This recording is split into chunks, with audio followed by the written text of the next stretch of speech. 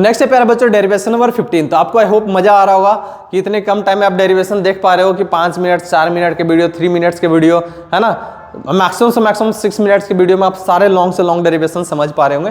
तो आपको मजा आ रहा होगा, आपको ईजी हो गया होगा काम।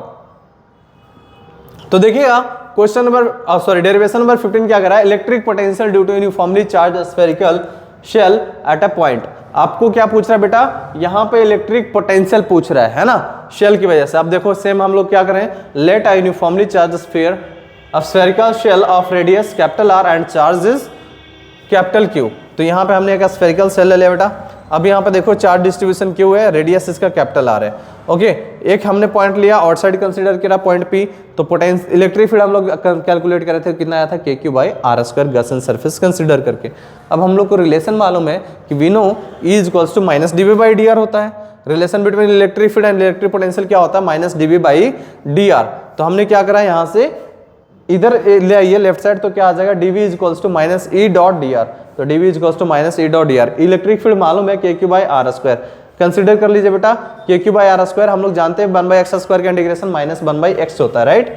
तो यहाँ पे क्या आ जाएगा, potential is equals to minus of minus plus हो जाएगा, तो क्या आ जाएगा K Q by R, as simple as that. अब पॉइंट जब सरफेस पे लाई करेगा तो आपको पता है कि फिर वही जैसे के Q by capital R square आया था, यहाँ पे के क्यू बाई कैपिटल आर आ जाएगा। ओके, अब पॉइंट जब इनसाइड लाई करेगा तो इनसाइड में हम लोग देखे थे इलेक्ट्रिक फील्ड कितना होता है बेटा, जीरो। और जीरो का इंटीग्रेशन क्या आता है, कोई भी ना कोई कांस्टेंट टर्म होता है, तो जीरो का इंटीग्रेशन कांस्टेंट आ जाएगा। दैट मींस सेंटर से लेके सरफेस तक इलेक्ट्रिक पोटेंशियल क्या रहेगा बेटा, कांस्टेंट रहेगा।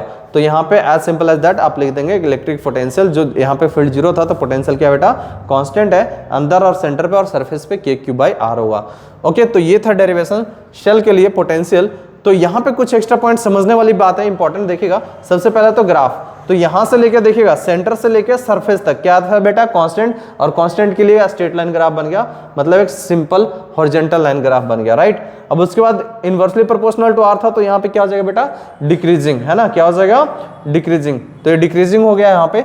तो यहाँ पे आप लिख सकते हो कि यहाँ पे इनवर्सली प्रोपोर्शनल पोटेंशियल की अपन चर्चा कर रहे हैं, तो पोटेंशियल जो है इनवर्सली प्रोपोर्शनल टू आर है, और इस पॉइंट पे जो पोटेंशियल है दैट विल बी के क्यू बाई आर है, राइट। तो ये आप पोटेंशियल सिंपल लिख सकते हैं। यहाँ पे एक एग्जांपल लिया है कि अगर मान लीजिए आर 10 सेंटीमीटर है, रेडियस 10 सेंटीमीटर का है, अगर मान लीजिए स्फेरिकल शेल का, और उसका पोटेंशियल 5 वोल्ट है सरफेस पे, तो बताइए 2 सेंटीमीटर में पोटेंशियल कितना होगा। मतलब अंदर पूछ रहा है कहीं ना कहीं, तो अंदर में किसी भी पॉइंट पे क्या होगा, सरफेस के बराबर होगा, दैट विल बी 5 वोल्ट।